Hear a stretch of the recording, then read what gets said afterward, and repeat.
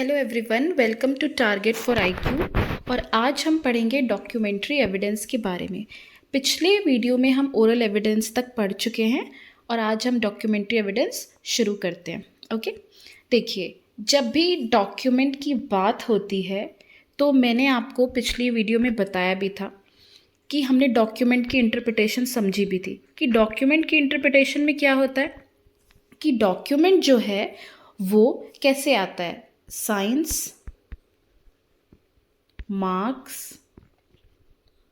Figures. Okay, इन चीज़ों के through ये डॉक्यूमेंट होता है। ओके, इन्हीं चीज़ों के इंटरप्रिटेशन में यही दिया है जब सेक्शन 3 में देखेंगे। उसके बाद क्या होता है कि डॉक्यूमेंट ना in way of order and in way of appliance भी आता है, किस पे और कौन सा ऑर्डर किस पे अप्लाई होगा। ओके, जैसे कि आप सबको जहाँ तक पता हो, जैसे कि ऑर्डर आप ले लीजिए, हमारा हो गया ऑर्डर है प्राइमरी, सेकेंडरी, एंड एप्लीकेबिलिटी पे आ जाएगा हमारा पब्लिक, प्राइवेट। ओके, तो आप जानते हैं कि पब्लिक डॉक्यूमेंट की सर्टिफाइड कॉपीज़ होती हैं। ओके, हम पढ़ेंगे भी आगे। और सर्टिफाइड कॉपी क्या है, एक सेकेंडरी एविडेंस है। तो सेकेंडरी एविडेंस ऑर्डर है जो कि अप्लाई कहाँ होगा, पब्लिक डॉक्यूमेंट पे। ऐसे हमें इन दोनों को साथ लेके पढ़ना होता है, तभी हमारा आंसर कंप्लीट हो जाता है या फिर हमारे कॉन्सेप्ट हमको समझ में आते हैं। आइए अब हम सीरीज वाइज पढ़ते हैं।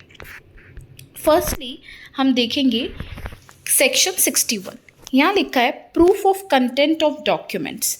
The content of documents may be proved either by primary और बाय सेकेंडरी एविडेंस। ओके, सबसे पहले क्या बोल रहे हैं, आप प्राइमरी से प्रूफ कर दीजिए या फिर आप सेकेंडरी से प्रूफ कर दीजिए। जो डॉक्यूमेंट में लिखा है, जो भी कंटेंट है डॉक्यूमेंट का, वो प्राइमरी से भी प्रूव हो सकता है या फिर सेकेंडरी से प्रूव हो सकता है। तो सबसे पहले जो सेक्शन 62 है वो हमें बताता है कि प्राइमरी एविडेंस होता क्या है। आइए, प्राइमरी एविडेंस होता क्या है। Primary evidence means the document itself produced for the inspection of the court. Inspection से आपको याद आया होगा कि जब हम लोग पढ़ रहे थे कि एविडेंस क्या होता है, तो ओरल एविडेंस के लिए अंडर इंक्वायरी वर्ड था और डॉक्यूमेंट्री के लिए इंस्पेक्शन था। तो लिंक करके पढ़ना बहुत ज़रूरी है, कनेक्टिविटी अगर रखेंगे तो सब याद रहेगा। अब देखिए, डॉक्यूमेंट इटसेल्फ लिखा है, इट मीन्स ओरिजिनल। क्या हुआ, ओरिजिनल डॉक्यूमेंट।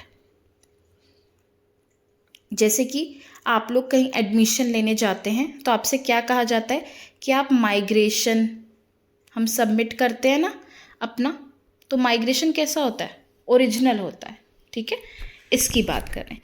नेक्स्ट थिंग यहाँ लिखा है, एक्सप्लेनेशन 1 पे आइए। Where a document is executed in several parts, each part is primary evidence of a document. Okay, मान लीजिए आपका बेयर एक्ट जो है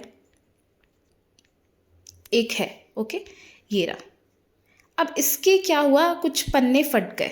ओके, अलग अलग हो गए, अब अलग अलग। ओके, तो ये क्या है, इसके सेवरल पार्ट्स हो गए, और ये सेवरल पार्ट्स जो है ये सब क्या है, ये प्राइमरी एविडेंस ही होंगे। ओके, ठीक है। तो हमारा पहला क्या हो गया, पहला प्राइमरी एविडेंस में हमें पता चल गया कि डॉक्यूमेंट इटसेल्फ। तो आपको पहले के लिए कीवर्ड क्या बनाना है, डॉक्यूमेंट इटसेल्फ। दूसरे के लिए सेवरल पार्ट्स।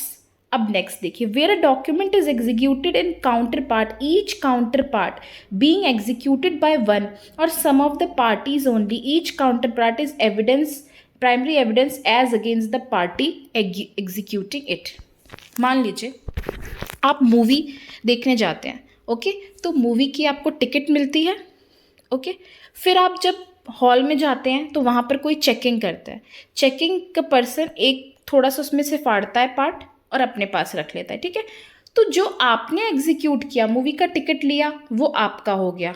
ठीक है, तो वो क्या है आपके लिए प्राइमरी एविडेंस है। ऐसे ही आप बैंक का भी एग्जाम्पल ले सकते हैं। ओके, ये होता है काउंटर पार्ट। तो थर्ड पॉइंट क्या हमारा बन गया, काउंटर पार्ट बन गया। Okay, next thing, explanation 2, where a number of documents are all made of one uniform process, as in the case of printing, lithography or photography, each is primary evidence of the contents of the rest, but where they are all copies of common original, they are not primary evidence of the contents of original। अब आप देखिए, बहुत ही easy है। ये क्या कहता है आपको, ये कहता है कि मान लीजिए एक्सप्लेनेशन 2 बहुत ध्यान से पढ़िएगा कि वन यूनिफॉर्म प्रोसेस, आप देखिए रतन लाल जी की बुक है। ओके, रतन लाल की बुक है CRPC की, सेम मेरे पास है, सेम आपके पास है, सेम 2-4 और लोग के पास है, बहुत लोग के पास है। तो ये क्या है, एक ही यूनिफॉर्म प्रोसेस के थ्रू ये बुक्स बनी हैं। तो ये सब क्या है, ये प्राइमरी एविडेंस हो गई। लेकिन जिसने बुक लिखी है, ठीक है, तो सादे कागज़ पे लिखी होगी वो बुक, सादे किताब पेपर जो भी होगा उस पे लिखी होगी, वहाँ उस कागज़, वो कागज़ जो है वो प्राइमरी एविडेंस नहीं होगा। ठीक है, जो वो बुक्स छपी हैं वो सब क्या है, प्राइमरी एविडेंस हैं। ठीक है, तो ये आपको ध्यान रखना है। Okay, primary evidence. अब आप देखेंगे कि प्राइमरी एविडेंस जब यहाँ बता दिया गया है, उसके बाद क्या है, हमारा आ जाता है सेकेंडरी एविडेंस के बारे में। तो सेकेंडरी एविडेंस हमें पहले नहीं पढ़ना है, हमें पढ़ना है सेक्शन 64। सेक्शन 64 क्योंकि क्या बताता है, proof of documents by primary evidence.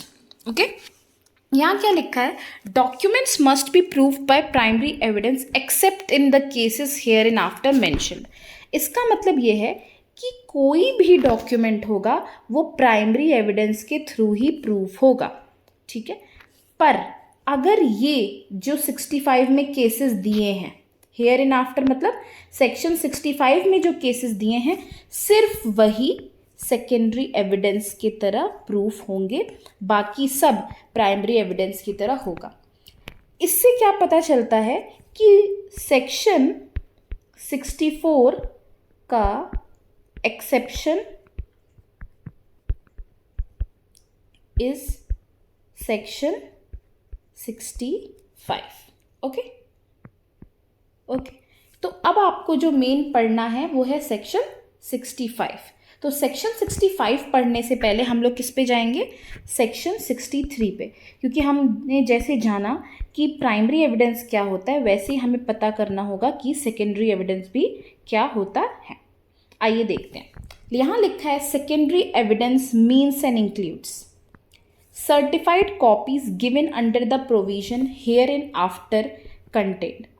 hereinafter contained का मतलब यहाँ क्या है, hereinafter contained मतलब सेक्शन 76। अब मैं आपको बता दूँ, ये जो इसका फर्स्ट पॉइंट है ये अपने आप में बहुत वाइड है और आपको वाइड यहीं पर पढ़ के यहीं पर ख़त्म करना होगा। ओके, तो आज हम पढ़ते हैं सर्टिफाइड कॉपीज़ के बारे में। सर्टिफाइड कॉपीज़ का सेक्शन कौन सा है, सेक्शन 76। तो सब लोग सेक्शन 76 ओपन कर लीजिए। Okay, section 76 says certified copies of public document. क्या लिखा है यहाँ, certified copies of public document. तो आपको सर्टिफाइड कॉपीज़ किसकी दी जाती है, पब्लिक डॉक्यूमेंट। तो सबसे पहले अब क्या जानने की ज़रूरत है, पब्लिक डॉक्यूमेंट जानने की ज़रूरत है। तो हम पहले पब्लिक डॉक्यूमेंट जानेंगे, फिर हम बताते हैं। The following documents are public documents. Documents forming the acts or records of the acts of the sovereign authority, official bodies and tribunals of public officers, legislative, judicial, executive or any part of India, Commonwealth। Okay, तो आपको क्या करना है, simple सा एक तरीका है आपको याद करने का, मैं बताती हूँ। यहाँ पब्लिक डॉक्यूमेंट लिखा है ना, तो आपको क्या करिए, एक तरफ एक्ट्स रिकॉर्ड्स लिख लीजिए, ओके, एंड दूसरी तरफ प्राइवेट डॉक्यूमेंट लिख लीजिए। क्योंकि प्राइवेट डॉक्यूमेंट जो पब्लिक कैपेसिटी में रहते हैं वो भी पब्लिक डॉक्यूमेंट बन जाते हैं। और बाकी तरफ आपने 1 पे देखा है एक्ट्स और रिकॉर्ड्स, कहाँ का, सोवरेन अथॉरिटीज़ का, चाहे ट्रिब्यूनल्स का हो गया, ऑफिशियल बॉडीज़ का हो गया, ये जितने भी हमारे लेजिस्लेटिव, जुडिशियल, एग्जीक्यूटिव, ये जितने भी गवर्नमेंट के एक्ट्स और रिकॉर्ड्स हैं वो क्या हैं, पब्लिक डॉक्यूमेंट्स हैं। और जो प्राइवेट डॉक्यूमेंट पब्लिक कैपेसिटी में, गवर्नमेंट की कैपेसिटी में रहते हैं वो भी क्या हो जाते हैं, पब्लिक डॉक्यूमेंट।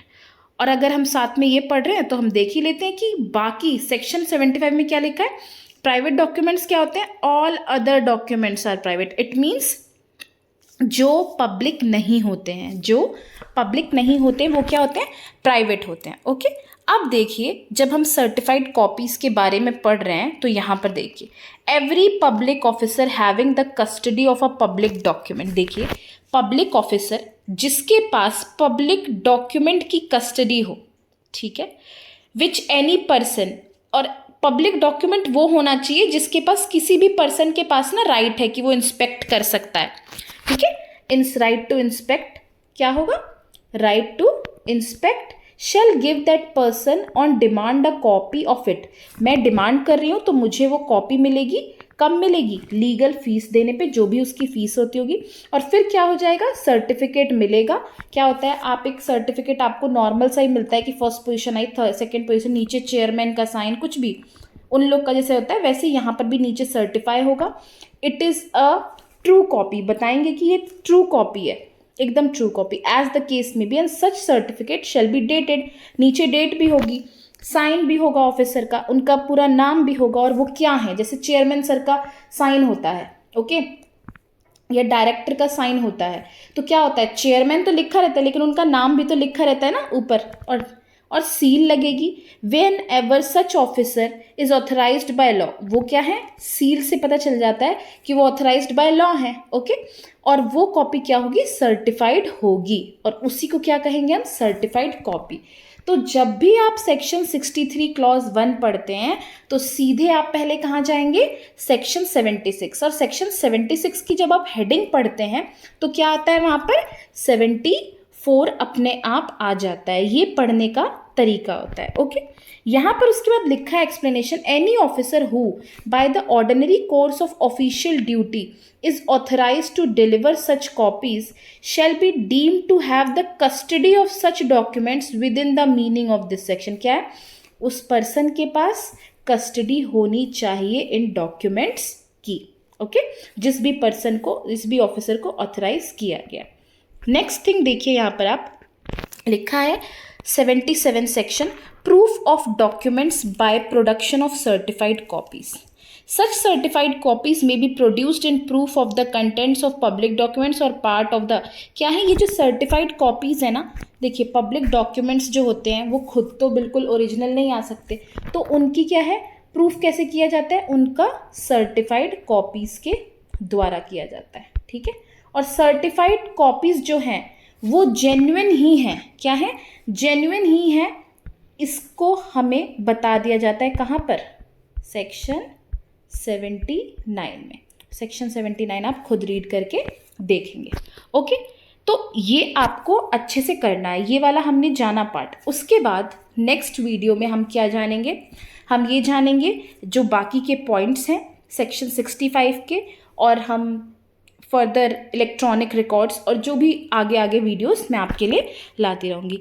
तब तक के लिए हमारा चैनल लाइक कीजिए, शेयर कीजिए और सब्सक्राइब कीजिए। बाकी ऐसे ही हम आपके लिए वीडियो लाते रहेंगे। Thank you everyone.